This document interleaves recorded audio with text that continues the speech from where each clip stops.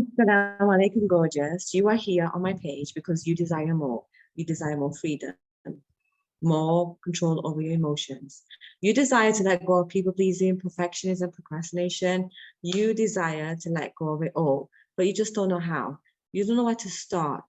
You started in some places, didn't follow along, didn't commit, and now you're back in the same position you were in before you started this healing journey.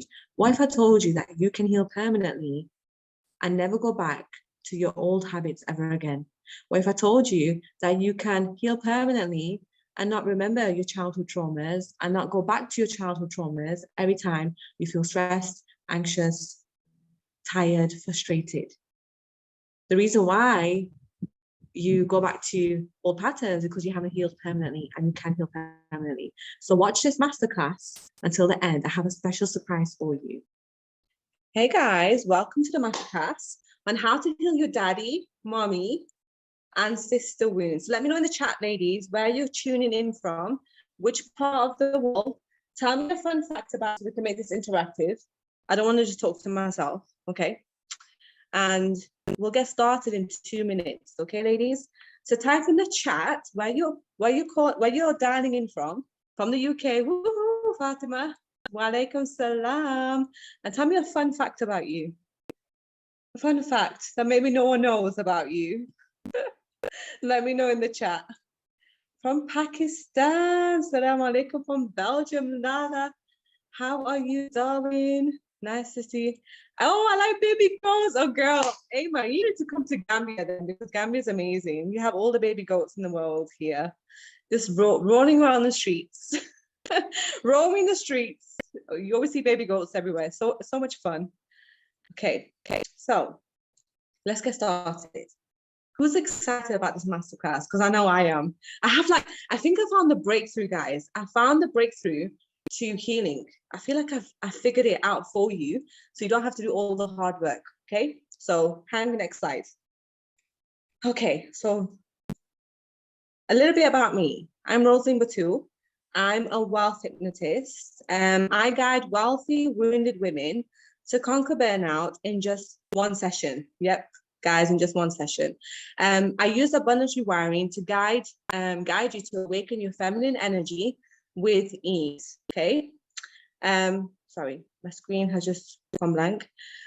And you can do all of this without years of therapy, without years of journaling, without years of EFT, or without years and years of affirmation. Like, you can change your life, guys. You can embody feminine energy. You can live the life that you pray for without years of waiting. Okay, and I've done that myself. I was once broke, once poor, I was once homeless, I was single, I was divorced, I was a single mother, I was working a 9-to-5 job, and now, alhamdulillah, I live my best life. I'm married to an amazing man. I have 5 children. We travel the world together. I live by the beach in Gambia, in my dream house. Literally everything that I dreamt about is in this house. I own land. I've never been in debt. I scaled my business to multi-6 figures without taking out a loan, without taking out credit cards, without getting myself into debt. All the money I earn goes to my employees, pays my lifestyle, helps me invest. All of it comes through this business, okay? So I'm telling you all this so that you know that this is proof that when you work on your subconscious mind, you do the inner work, you will get great results in life. Now, if you've read my ebook, you will know that I've come from a place of a lot of trauma. There was sexual abuse, there was bullying, there was abuse in childhood, and I conquered all of that without going to therapy, without taking pills, without being on antidepressant, never taken a pill in my life. And this is all proof again that when you do the inner work, when you focus on your beliefs, when you change your mindset, when you heal permanently, you will have the life you pray for, okay? Next slide, Hang. Ooh, there's a lot of you here. 34. Oh my gosh, this is amazing. Okay, Hang. Next. Okay, this masterclass is for you if you want to go deeper into your subconscious mind and figure out the beliefs that are holding you back from embodying wealth. Okay, so you've tried hypnosis, you tried EFT, you tried affirmations, you try journaling, EMDR, and while it's gotten you good results, you still seem to go back to old habits. Now, what I mean by old habits is like people pleasing, you're still eating junk food, you find yourself procrastinating still, you know, you journal about your dreams, but you never take action. That's a big old habit that you have. And you've done EMDR, you've done EFT, you've done hypnosis. You find yourself making money, but you spend all of it and you're like, I don't get what's going on in my subconscious mind. And you also understand inner work and want to deepen your knowledge and skills to gain more insight. Okay, next slide. Sorry guys, I'm telling you, hang my lovely VA. Next slide, because we had a technical issue, so she's doing my slides for me. Okay, this masterclass isn't for you if you want to get rich quick and don't believe in doing any inner work. Okay, this is not a masterclass about getting rich without doing any hard work. So if that's you, bye-bye. You just want to see what this masterclass is about without the intention to invest to get results. What I mean by investing is taking the time, taking the effort to work on your mindset and seeking help, seeking coaching for it. So if you're not interested in investing in coaching, not interested in investing in your future, this masterclass is not for you. And the masterclass definitely isn't for you if you don't like coaching and don't believe in bettering yourself. Okay, next slide. Okay, in this masterclass, you will learn the real reason why you self-sabotage and the 2 beliefs you need to live by, that you need to live. The 2 beliefs you need to live the life. Okay, this doesn't make sense. The 2 beliefs you need to live by to get the life that you pray for. That's what it meant. Okay, the 2 beliefs. You need these 2 subconscious beliefs that you probably haven't heard of before. I'm going to tell you in this masterclass. Okay, next slide. Okay, guys. So listen, I figured something out really crazy the other day. Again, I was praying to Allah. I was in my night.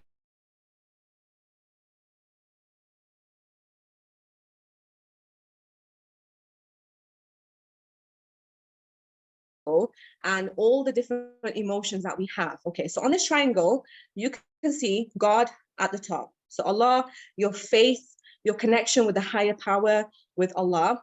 And then at the bottom, you have mom, dad, or your caregivers. So if you don't have a mom and dad, let's say your teachers, the people you looked up to, maybe you were in foster care, whoever your caregivers were, whoever fed you and nourished you, those people at the bottom. And on the other side is your sister, your siblings. If you don't have siblings, your friend, or your outer circle, your outer environment. Now, what happens is between all of them, you have created memories. There are memories in your mind right now that are running on autopilot. I want you to imagine it's like the algorithm. Yeah, you know, when you go onto Instagram or go onto TikTok, just imagine one video playing about money, and usually that memory is a negative memory. So imagine a video that's playing a negative video playing over and over again, the same thing about money. Now that's what's happening in all 8 areas of your life. And what happens is when you have these memories in your mind, it creates it, because your mind cannot hold the data forever in the mind, it has to put the data into feelings.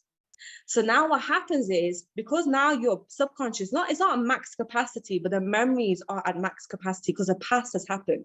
All you're doing now is reliving the past. Now, what that does is it stores shame, guilt, and fear in your body.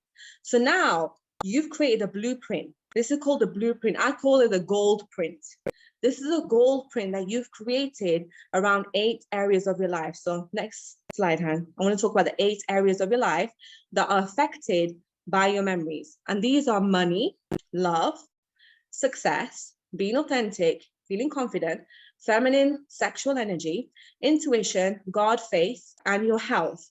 Now notice on this triangle, on the side, we have abundance wounds, and on the other side, we have sabotage cycle. Now, for example, I'm going to give you a small example here. Let's say as a child, you heard your parents arguing over money. What that did is it created an abundance wound that stored shame in your body. And now you are reliving the experience in your in your reality. Now you spend money, you don't know where it went. Maybe you save money because you're worried you're going to lose it. Maybe you remember a family member losing all the inheritance. Like, I can't be like that Uncle Harry. I have to save my money and not lose my money because everyone in my family loses their money. So now you have an abundance when you have shame around money. And what that does, it keeps you in a sabotage cycle. So when you receive money, you spend it or you save it, right? That's the sabotage cycle. Sabotage means that you have what you want, but you don't feel like you're good enough for it. You don't believe that you're good enough to have it. You don't believe that you're deserving or worthy of having it. So what you do is you go into a cycle and you replay the events from your childhood and you carry on doing it until you heal the abundance wound. Okay, next slide, Hang. So now, this is what happens when you have abundance wounds. It creates beliefs in your subconscious mind. Now, on the diagram, you can see an arrow going up and down.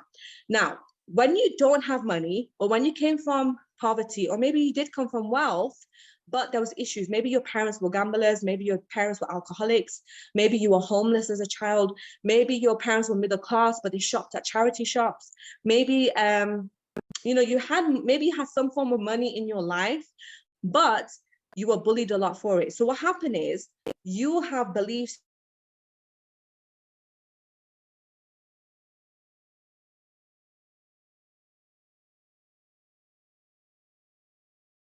say rich people, politicians are so greedy, they're so nasty, they're so evil, right?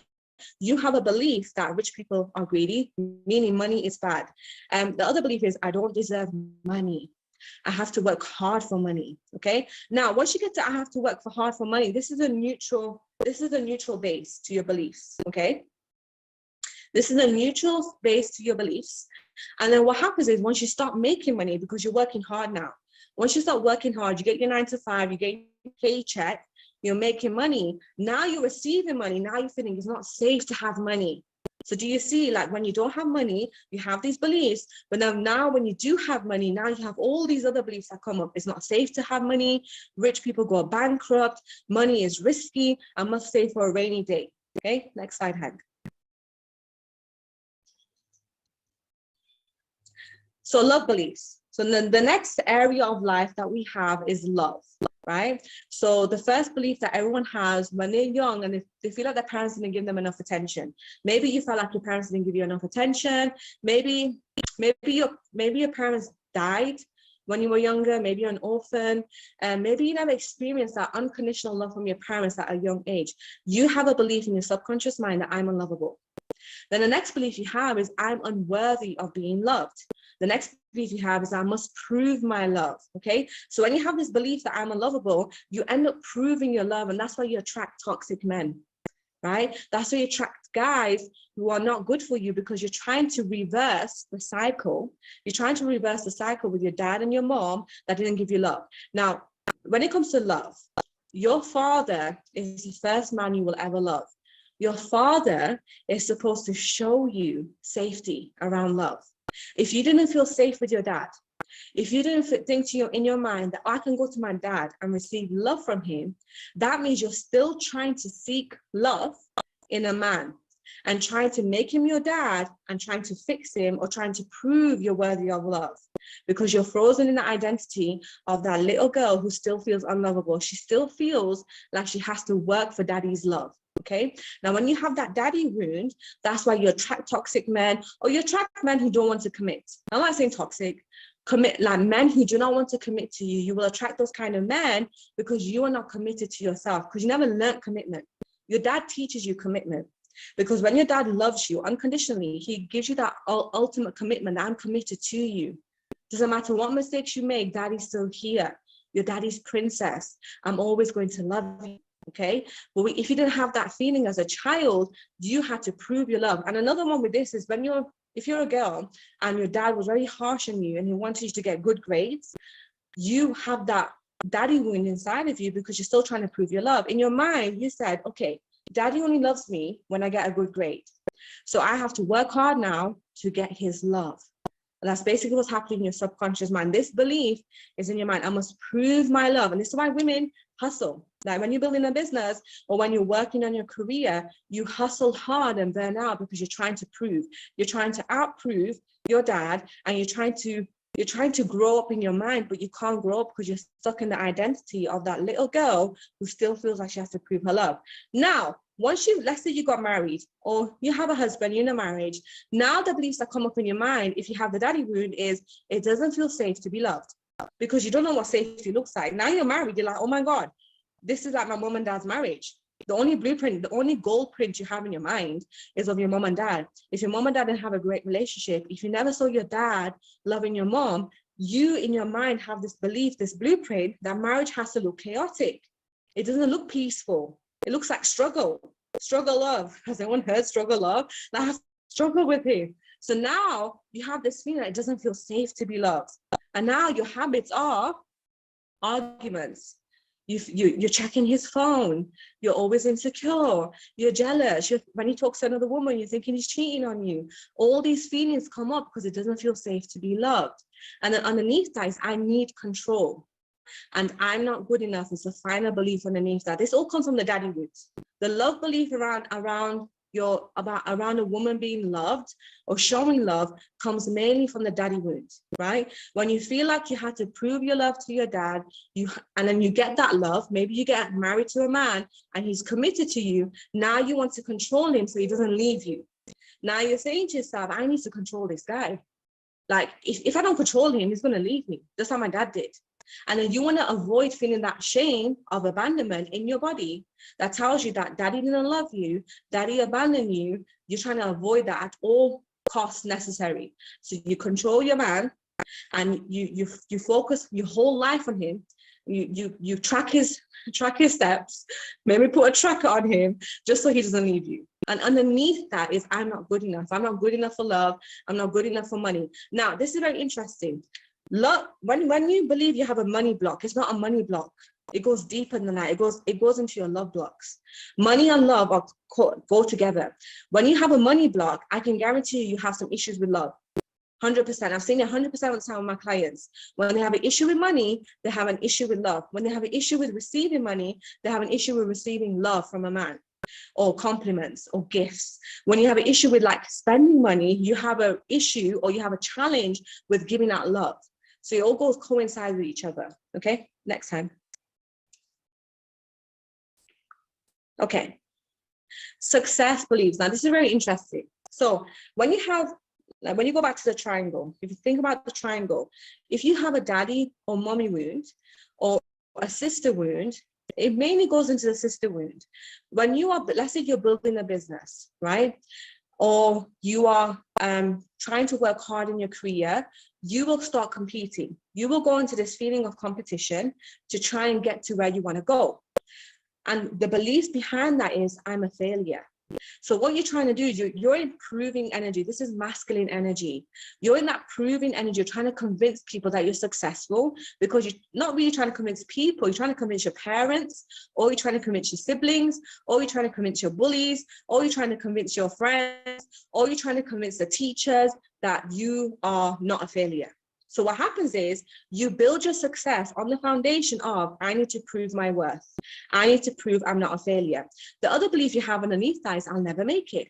Now, in childhood, I've worked with so many clients that had beliefs around success that they'll never make it. They're always a failure. No matter how hard they work, they just never get what they want, right? So when you have that belief in your mind, this creates a blueprint or a gold print around your success. That success is not easy.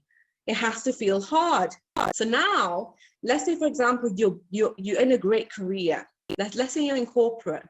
You've got a great career. Now in your mind, I want to get a promotion. I don't want to ask for a promotion. I don't want to ask for a bonus. I don't want to look for a better job, because in your mind, you have the belief that success is too much responsibility. Asking for what you want is too much, right? And then underneath that, it's hard to maintain my success. It's so hard to stay in this corporate career. In your mind, you have this belief that I worked so hard to get here. That's it, I'm done. I can't go any further. If I go any further, I'm gonna have to go back to where I was before, and I don't want to go back down there. I want to stay here on the top. And then what happens is you remain stagnant your whole life. As a human being, you're supposed to evolve, you're supposed to grow. If you don't grow, you'll never find out who you are. You don't know who your potential, you won't know your purpose. And underneath that belief is, I haven't made it. Okay, this is a belief that a lot have. This is so funny. I work with so many rich people. Rich people believe that they still haven't made it, that somewhere along the line, they're going to mess up their whole success, and they're going to go back to broke. So they have this belief in their mind that haven't made it, and that's what makes them work so much harder than ever before. If you hear on, I remember, do you know Ariana Huffington, the one who made Huffington Post? I remember an article, maybe like in 2017, 2018, where she collapsed. She collapsed at work because she used to work 70 hours a week. As a woman, it's not normal for you to work 70 hours a week, but she used to work 70 hours a week. And she posted, she was burnt out, right?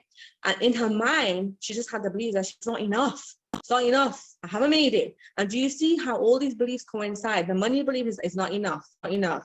With the success, with the love belief, I'm not good enough. With success is enough, okay? Then the last belief that I see with a lot of women is, I'll be lonely. Have you ever watched that movie, Rich Women, like Devil Wears Prada? There's the other woman, Self-Made, and about women who make it really big, but their husband cheats on them, and they lose their friends, and something really catastrophic happens. That's because they try to think that as a woman, you'll never achieve success. But I'm here to tell you, I have it all. I'm just letting you know, okay? I'm bragging on God that I have it all. I've not lost friends. I have my two best friends in my life, alhamdulillah. I have my husband, I have my children. I'm living a great lifestyle. I travel. I have freedom. I have it all. So when I clips or these videos or these movies of them portraying women who are successful as being depressed, as being sad and anxious, that's just to program you to never get rich. I'm giving you the secrets here. They just don't want you to be rich. I'm here to tell you that you can be rich and you can have it all once you rewire these beliefs, okay? Next hang. So the next belief is authenticity. Let me know in the chat, guys, how many of you are afraid to be yourself online? If you run an online business, you're a coach, you're a healer, you're a therapist, you're a mentor, how many of you are afraid to show your personality online? Just how many of you feel safe? Like, how many of you are worried about a troll on the internet, type in the comments, you're a bad person? How many? Yeah, okay, great. Thank you so much for being honest. Right? So authenticity, what does it mean? Authenticity means you feel safe being yourself. Like you just like yourself. I really, guys, my toxic trait is believing in myself too much, right? And believing everything will work out in the end, right? So this is my toxic trait. My toxic trait is just believing in myself. I'm the only, like I was young, and no one believed in me. I believed in me. So I've had this belief my whole life. No, I believe in myself. No one could take me off this spot of, right? And this is I want to give you the permission to do. I'm giving you the permission. I want you to believe that it's okay for you to be yourself, that it doesn't matter what people say about you, because remember, you can't please everyone. You're not God, okay? You're not here to make everyone happy. You're not here to manage everyone. Your job as a human being is to be a human and be you. That's what human being means. Be you, okay? Your quirks, your flaws, your humor, your eclectic behavior, the way you are, people like that, right? But then when you have the beliefs in your mind that no one likes me, that's what stops, that's what puts God up between you and your audience, or you and your boss, you and your husband, you and your friends. Like, you're just so staunch and stoic, like, no, I can't be myself. No one will like me if I just say this. And underneath that is, I don't like the spotlight, okay? And the reason why you don't like the spotlight is because as a child, you remember times when you were told off for being yourself. You were told off for wanting attention. Let me know in the chat, guys. I'm gonna pause it. My son is at the door. Just give me 2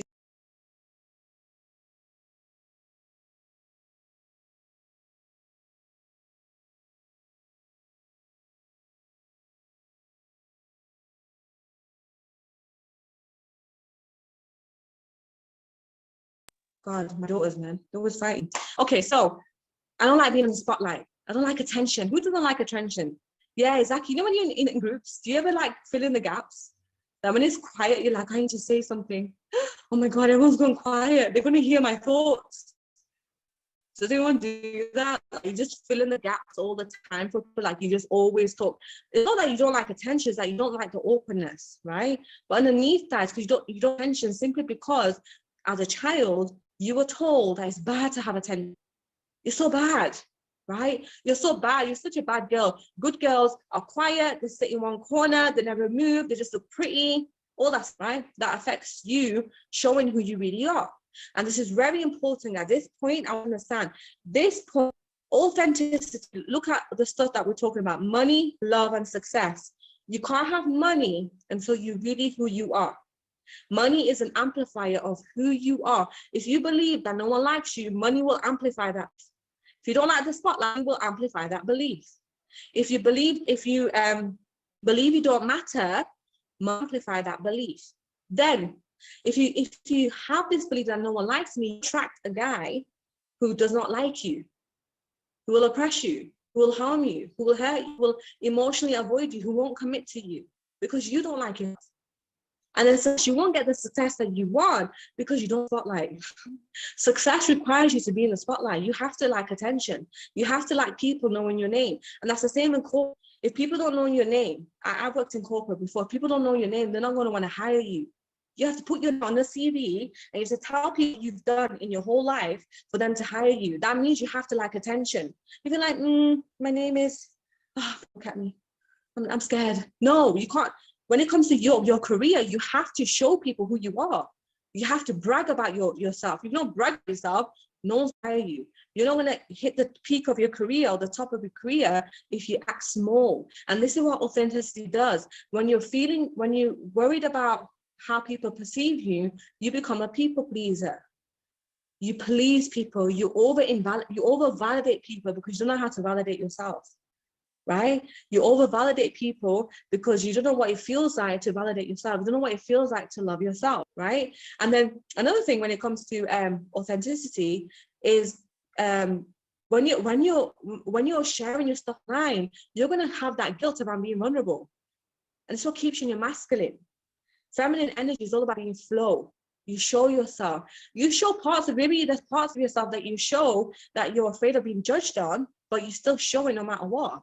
Like me, for example, I always share with you little things in my social media of things that I mess up on, like my failures, when I have disagreements with my husband. And I just talk about it because at the end of the day, I know someone else is going through it. I have no fear of judgment because I am myself.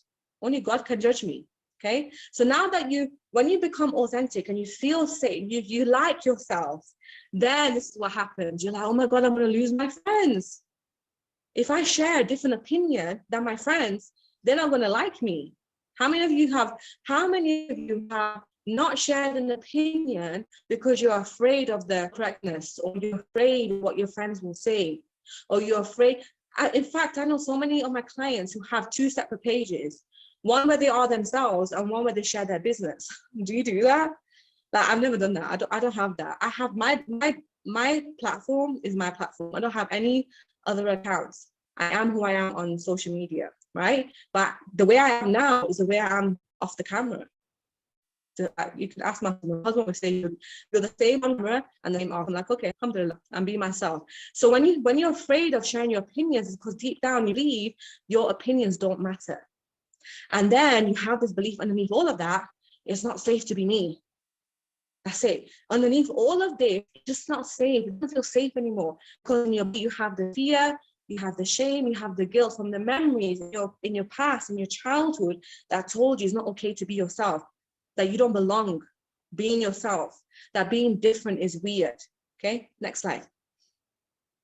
I'm loving the chat. I'm too loud. Girl, be loud.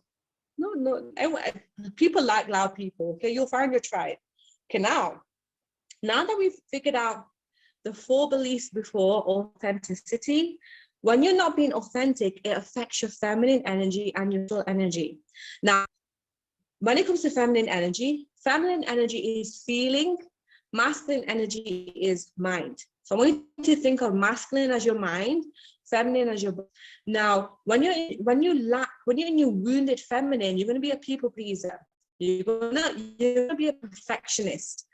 You're gonna think about the worst case scenario all the time. You're gonna think about the worst case scenario. That's you want to do something. You have anxiety.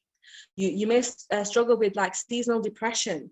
There are times where you just don't feel like you belong. Like you don't feel like you belong in your setting or in your environment. You just feel alone. You feel isolated. That's because you are in your wounded feminine, and this comes from your mother wound now. Now, your mother showed you how to be a woman, also embody herself, her sacred feminine, so that she can give to you. Okay. Now, when your mother was narcissistic, or she was critical, or she used to always criticize you, the biggest one is criticism. If your mom always criticized you and she always told you that you're not doing good enough, in your feminine energy is going to be wounded. And especially if your mom criticizes yours, because remember, as a woman, you were born with your value, right? You were born with beauty. Beauty is like, think about it, how many people spending money on surgery just to look a certain way? That means your value is in your beauty as a woman. This is why men work hard to become. This is why as women, we don't have to work hard to be successful. But when it comes to the dating market, I'm talking mainly about dating, that when it comes to relationship card, you don't have to go to a man and say, listen, I'm a millionaire, come take me as your wife. You don't have to do that. Men have to do that though. Men have to say, I'm a millionaire, come take me, be my wife. Let me be your husband. For a woman, it's just her beauty and how feminine she can, that makes a man want to marry, right? But if your mom was always critical of you, you tons and tons wounding and shaming inside your body, especially in your womb.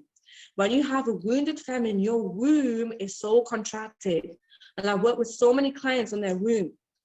You have infertility issues, you have PCOS, you have endometritis, you have fibromyalgia, you have all these issues because your mom literally cut the connection between you and your womb. Your womb is where your intuition side, but we're going to talk about feminine energy. Your womb is where you're creative. Your womb is like, think about it, when a woman has sex, she has a chance of getting pregnant. Your womb is where a child is born, is conceived. That is creative energy. It's like a miracle. You have a spiritual connection to Allah through your womb. Allah says that the womb, the word womb in Arabic is rahm, right? And rahmah is another word for Allah, mercy. So you have this mercy inside of you, but if your mom was not merciful towards you, if she didn't show you love, you have the mother shadow, the mother. Now what you're trying to do is you're trying to always try and validate her and prove to her and show her that you're worthy. This is where your feelings around being unworthy comes from the mother wound, okay? Now, what the feminine energy does, it affects your sexual energy as well. And I work with so many clients as well that have issues with, having orgasm with their husbands. They have, what's that, vaginismus? They have vaginismus, okay? That's because their feminine energy is wounded and is affecting their sexual energy. I want you to think of it like a triangle. Feminine energy has two parts with sexual energy, then creative energy in the middle, okay? Creative energy, think about it, when a woman has sex, she has a chance of having life inside of her womb. So feminine energy is unhinged, it's wild. You can't really, like, if someone goes to you how to be feminine, like, they're lying. I know. Feminine energy feels good to you. So who you are as a person, and the way you do that is by healing that mother wound. You have to heal the mother wound for you to figure out who you are, figure out what turns you on. You know what really turns me on? Freedom. I love being free. I love going out in my garden, being barefoot, just sunbathing. I love driving. I love being childlike. I love being playful. When you figure out, when you heal your mother wound, you figure out what your feminine energy is like. You get a taste of it. You figure out your creativity, you figure out what turns you on, your passions. So now these feminine and sexual beliefs, the beliefs you have are, I'm weird. This is a big one. I'm weird. I'm so awkward. I don't belong here. Or I'm ugly. My body is disgusting. And this is why a lot of women, anorexia, my body is disgusting, I'm ugly. This causes all these deformities in your body. Or you may struggle with your weight. because you believe your body is disgusting, okay? Or if you went through sexual abuse as well, and this is a big one, when you've gone through sexual abuse, it affects your sexual energy. It's very important why you have to heal from the sexual abuse too, because it wounded your feminine energy, right? And the way it wounded it is that you told yourself, I have to guard myself. I'm guarded, right? And this is another sign of you being in your wounded energy, is that you're always guarded. Like you always have this stoic approach to life, like you're very independent, hyper independent, very masculine, like you get triggered a lot. These are all signs that your feminine energy is being wounded. Now, once you healed your mother wound, the beliefs that will come up is being vulnerable is weak. Now you're struggling with asking for help. So you see, asking for help is weak and being vulnerable is weak. Okay, next slide here.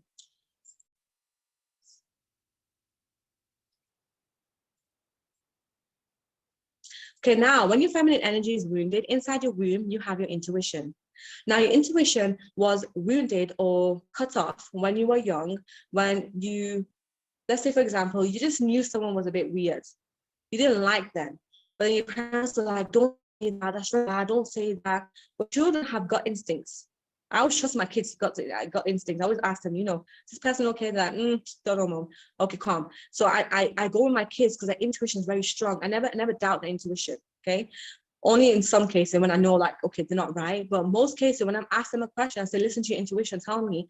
I listen to it and they're always right, okay? So when you haven't been given that tool as a child, where your parents trust your intuition, where your parents don't question you, don't criticize you, you don't mind that it's my fault. It's all my fault. That the reason why you got in trouble or you got beaten or you got physically abused is because it was your fault. And then you have this belief that I can't trust myself. And this is very painful for a lot of women to go through. That I can't trust myself. I don't know which one. Is it anxiety? Is it depression? Is it my gut? I just can't figure it out. And then now the belief you have is I'm always wrong. That whatever decision I make is always wrong. This is why you avoid making decisions. So you're always stuck on the fence. I'm always wrong. I never get it right. And then once you figure out your intuition and you heal the intuition, so your intuition comes from the wounding of your mom and dad, now you have the belief that I can't take more risks. No, I've taken enough risk in my life. I can't go into more discomfort. I'm comfortable now. Like I feel relief. I can't be any more. I can't take any more risks. And then after that belief you have is I'll lose more. So now, like when your intuition, and guys, when you figure out your intuition, I'm telling you, it's like it's not easy. It's not that it's lonely. Alhamdulillah, I have a lot of friends. My friends who figure out my clients who figure out their intuition, and I tried, but that process of figuring out your intuition is so painful. I'm telling you now, even my husband is going through it right now. Like his intuition, I'm doing coaching with him, and he's like, oh my God, I can't do this anymore. I'm like, listen, the process is like building a house. Imagine, that you have a house and you want to knock it, right? Because you want to build a new house. Are you able just to get a house and put it into the place of the house that you're in without breaking it down? You have to break it down. The process of breaking it down is chaotic. It feels painful. But you have to go through that process in order for you to create something new on a new foundation. Intuition. Okay, next slide. Okay, now when your intuition is wounded or you have a wounding action, you will have wounding God around your faith. Okay, around Allah. So the first belief you have is God will punish me. When you go back to the triangle, is your mom and dad or the blueprint how you perceive Allah, how you perceive God. The way your parents deal with you is how you perceive God, how you perceive the higher source. Because in your mind, you epitomize, you adore your parents, you admire them. So it's the same kind of feeling you have towards God. You admire Him. As a child, your parents, whatever they say is right. So in your mind, if your parents were very harsh with you and they used to threaten you with hell, they say to you, you're going to burn in hell, you're a bad child, Allah's going to punish you, you have now this belief, God doesn't love me. Like I can't connect with Allah. I have to go to someone. I have to figure out with someone else. I'm just friend. They're more religious than me. Or why are they so much more religious than me? You always look at people as more religious than you because you've gone through a lot of that subconscious programming that God is going to punish you. Now, underneath that is you have this belief that I've been dealt the wrong cards. This is a big one, especially when you've been through trauma in life. You have this feeling in your mind that if God was so good, why did He let me go through abuse? Like, why did that happen? So you have this feeling underneath, and it comes with shame. You can go back to the triangle, the fear, the guilt, and the shame. What's coming up in you? Shame, guilt, it's all coming up within you. Then the other belief you have is, I shouldn't be here. That's the next belief you have. I just shouldn't be here.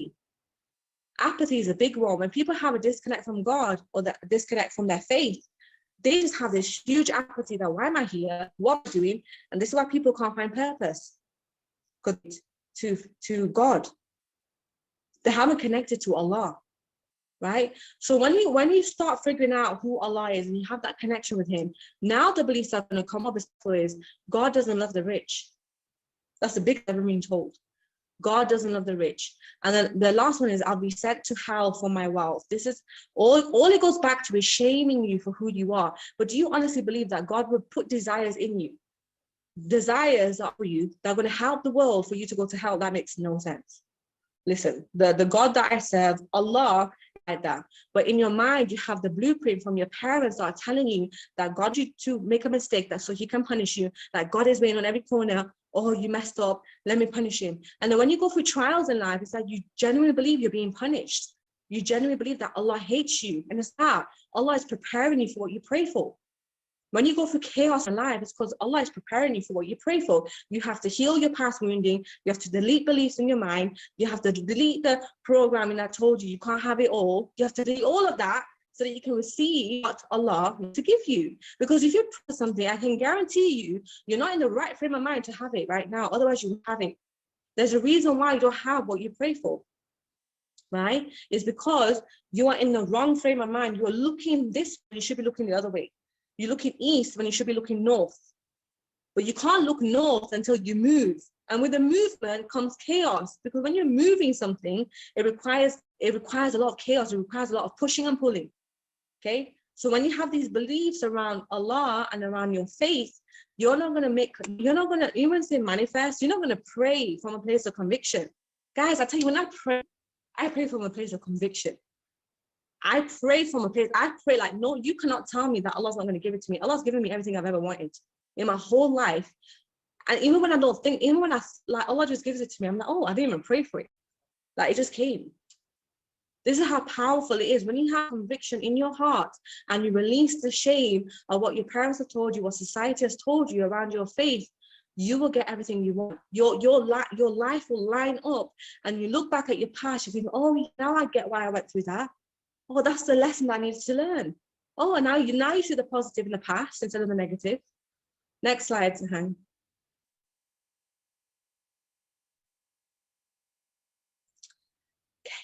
Last one, guys. Okay, so your beliefs create your emotions. Okay, when you are stuck, now I know people talk about nervous system dysregulation. The reason why you're stuck in your nervous system is because you're frozen in the identity of the little girl who has the daddy wound and the mommy wound and the sister wound. You are competing for love, for money, for success, you're competing for that. And is repressing your feminine energy, your confidence, your intuition, your relationship with Allah, and your health. Okay, that's what it's doing. So now it's not that you're stuck in fight or flight, freeze or fawn. It's just the memories in your mind that are playing over and over again that are putting shame in between your throat, your heart, your solar plexus, your womb, and your private parts. Okay, like your vagina area. These are filled with shame. This is why you have to release the shame. You have to pull out the shame from your body. And this is purge, you have to purge it. Okay, you have to purge the shame. Guys, like, this is why a lot of healing modalities don't work. And I've tried all of them. And I figured out my own way. And alhamdulillah, it's come up from Allah. The reason why other healing modalities have not worked is because they don't release the feeling from your body. You have to release the feeling from your body by helping the little girl. Because what happens is when you have shame in your body, there's a little girl, there's a memory of a little girl attached to it. So she is attached to the memory, is attached to the shame. So the shame or the guilt and the fear is being triggered by the little girl. That's what's happening. So now every time you try, let's say try and make money, and you're like, oh, the little girl comes, no, don't make money. Remember mom and dad, they had an argument and they got divorced. Don't do that. And then, okay, let's say you think about getting married. No, don't get married. Do you remember when mom and dad, like dad beat on mom and like mom left dad and dad cheated on mom? All these, this is your little girl coming up. Now, the thing is, Inner child, okay, inner child healing is the first step, but you have to make your little child grow up. This is why a lot of you go back to old habits, because you haven't grown up. You're still a little girl. You're still like, cuddling her. Hey, baby, you okay? No, that's the to healing. The second step is helping the little child grow up. And that's what will take you out of fight and flight, freeze and fawn. Once you make the little grow up and you see her in your mind growing up, you're going to be in the space of like, oh, I feel safe. You need to get to a place of safety in your body so that you can receive what you pray for. Because you can't receive what you pray for when you fight or flight. Imagine like God tries to give me and you're in fight or flight. You're like, oh my God, I got money. No, I don't want it. Please, someone take the money. This is why you're always giving money away in charity. You're finding someone to pay because you're stuck in fight or flight, freeze or fawn. It doesn't feel safe to have money. Or maybe like you find the man of your dreams and you sabotage it. You all this time, you Google how to know that this man loves you. You do all these little tests that don't work because you're sabotaging yourself because it doesn't feel safe to have a man. Or maybe like, you want to start a business or you have started a business and you're scaling. Your intuition is telling you, speak your truth, share your story, be vulnerable. You're like, no, you're a child that you're being vulnerable and someone laughed at you, someone picked on you, someone said, ha ha. They laughed at you in front of the whole school and you were bullied for it. This is the reason why, because it doesn't feel safe to receive pray for. So you can't receive what you pray for until you come out of the identity of the wounded inner child by helping her grow up. Okay, next slide, Han.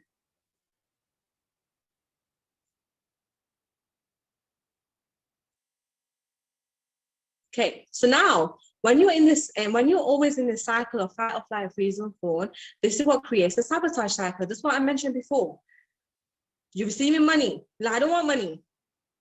Okay, or you get a client that is your dream client, but then you start over pleasing them. Because you're stuck in people pleasing, you're stuck in perfectionism, you're stuck in procrastination, you're overthinking, you're in doubt, you're in anxiety, you're attracting toxic men and friends simply because you have all that stuff in your subconscious mind. And this is why I say affirming and journaling is the beginning stage. No, actually, affirming and journaling is a top up to you deleting the memories in your. Affirming and journaling is supposed to work hand in hand with subconscious reprogramming. Yes, you can, and you can journal and affirm and it works. I'm not saying it doesn't work, but it works faster or is more long lasting when you rewire your subconscious mind and delete the memories in your subconscious that make you a people pleaser, that make you a perfectionist, that make you a procrastinator. Listen, guys, let me give you, okay, and I hope you don't mind me talking about myself, but I want to share a story with you. I never sabotage my success, ever. I make multi-six figures. I work the least amount in my whole life, my whole adult life. Been working since I was 16. I've worked the least amount. I work 8 hours a week. I have a team. I have help. I have nannies. I have a lot of staff around me, and I maintain my work. This is all for my money I make from coaching. Alhamdulillah, it's from the money I make. I don't have to cut a loan. I'm not stuck in credit card debt. I don't even know how to use a credit card. Don't even know how to apply for a loan. This is all for my coaching business. Never had a mortgage, building my own house, money from the coaching to build my own house, land with the money from this coaching, right? I've never sabotaged my wealth since making money. Since making money in this container, in this business, since 2018, I've never sabotaged. I never thought, okay, let me receive money and spend it. Never. You know why? Because I worked on my subconscious mind. This is why when people become rich, they sabotage themselves because they haven't worked on themselves. They haven't done the inner work, the deep. And I'm not talking about inner work, like, I deserve to be rich. No, I mean like deep, grueling inner work and where you end up in the corner in a fetal position, crying your eyes out because you're realizing, oh my God, this is the reason why I do these things. That's deep inner work. And that's what breaks the sabotage cycle. Okay, next slide.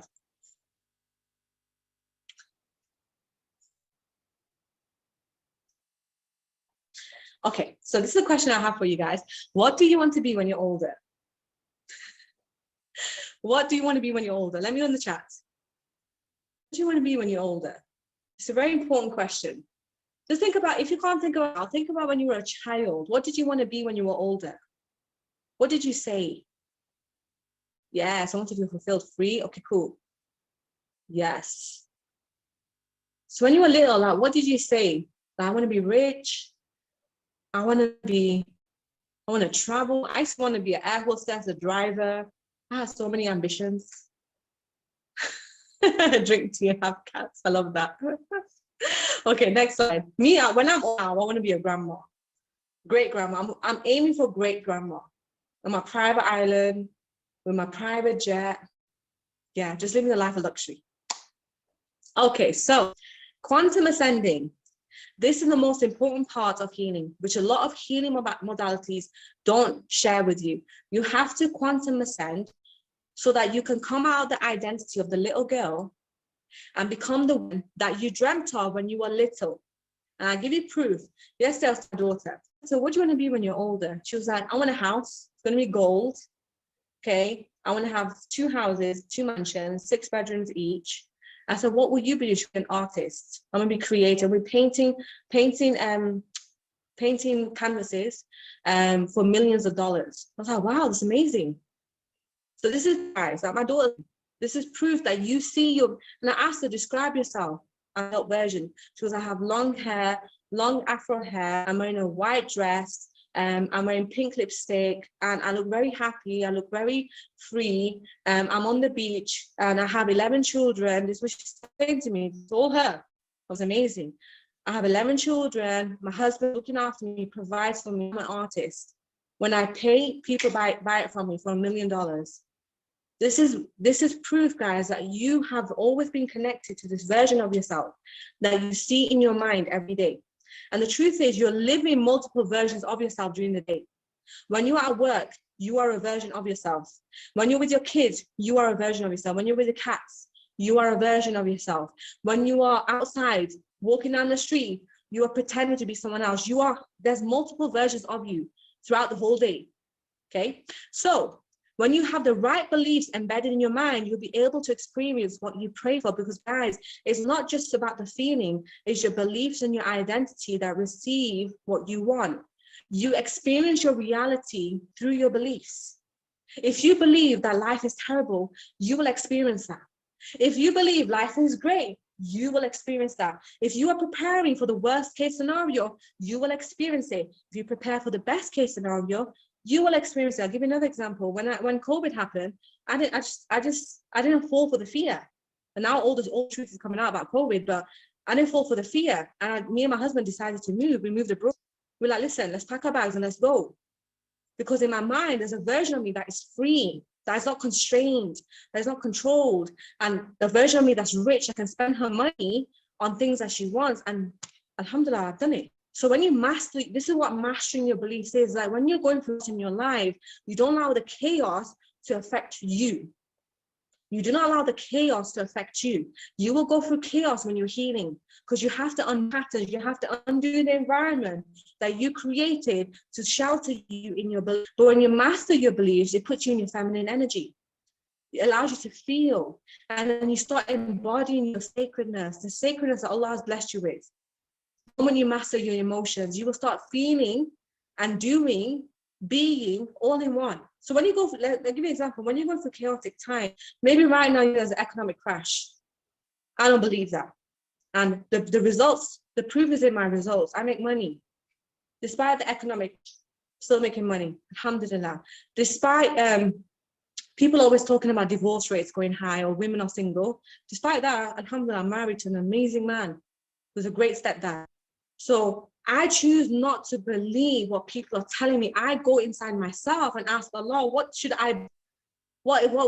codes, what did you do? What did you download in my body? Let me figure it out. What do I need? What do I need to let go of? The most important question that you can ever ask yourself is what I need to let go of. And you will find a lot of things that you have to let go of in order for you to embody the woman who can handle what you pray for. Because remember, you're praying for things that are big. You need to expand your container in order to receive it. You can't you can't receive what you want when you're feeling constrained and guarded. You have got, okay, next slide, Hank.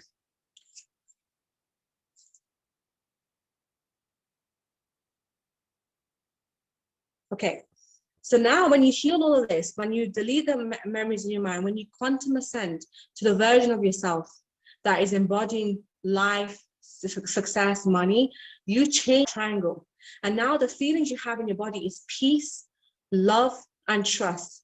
These main feelings that I figured out over through hundreds and hundreds of abundance emotions, You need to have peace, love, and trust in your body. You need to feel at peace. Peace is fun, guys. I've worked like with rich people and they've said, I just need peace. I have all the money in the world, but it doesn't buy me peace. I want peace. Okay. Then you need love. Love is your heart center. Your heart is governed by love. You have to feel love for yourself. You have to feel love for the world. You have to give love in order to receive the love. Okay. And then what that does is it changes the triangle. It changes the belief system that you have around faith. It changes the belief system around your wealth. Wealth includes your relationships, it includes your money, it includes your children, it includes your friends, your family. That's wealth. And then your health will change because now you're no longer storing shame in your body. You're no longer feeling the shame. You're no longer feeling the pain. The pain is not manifesting into a health problem. You're going to be your best self. And I say this now, alhamdulillah, I cured scoliosis. I used to have a 45-degree curve. I now have a straight spine. And I'm in the best of health than ever before. I feel like I'm 16 again because I work on my mindset. Of course, I had SOS therapy, but the guy said to me, it wouldn't have worked if I didn't work on my mindset. Mindset is very important. Okay, next slide, Han.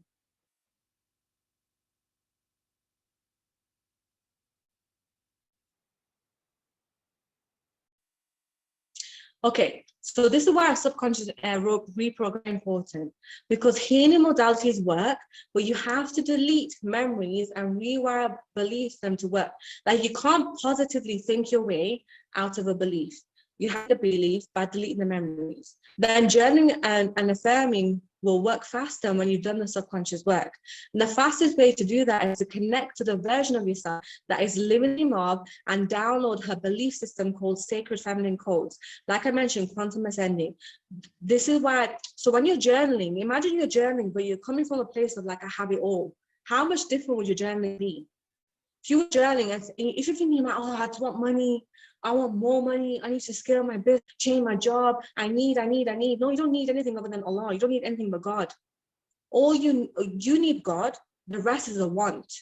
So now let's imagine that you're coming from a place of desire. Oh, like God, thank you so much. Allah, thank you so much for what you've given me. Even though you don't have it, you feel it in your body, you feel peace in your body, you feel the love in your body, you feel the trust in your body, and then you're coming to journaling from that place. You're coming to affirming from that place. Okay, next slide, Han. What you came for. The two beliefs you need to have it all. The two beliefs you need to have it all. Money, love, success, whatever you crave, whatever you pray for in the world, the two beliefs you need to have it all. I love attention, or I like the spotlight, and it's safe to be me, it's safe to be successful, and it's safe to be wealthy. These are the two beliefs you need that I figured out after doing hundreds and hundreds of abundance rewiring sessions. In order for you to have what you want, you have to love attention. If you don't love attention, you're not going to get anyone into your mind, into your environment. And if you don't believe it's safe to be wealthy, you're always going to sabotage it. Okay, rewiring is about. It's a 3-step process to reprogram. So first, the number one thing, this is what healing modalities don't do. They don't delete, and they don't believe you can delete painful memories. Guys, I have deleted thousands of painful memories in my mind.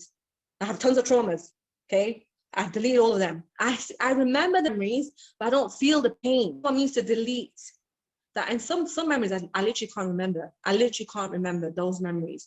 So you delete the painful memories and the disembodied associated with those memories, the beliefs that we talked about. Then you have to purge the shame, the guilt, the fear that's in your body, stored from holding those painful memories and beliefs. And then you have to connect to the self, successful, and download her thoughts and beliefs. This is abundance rewiring.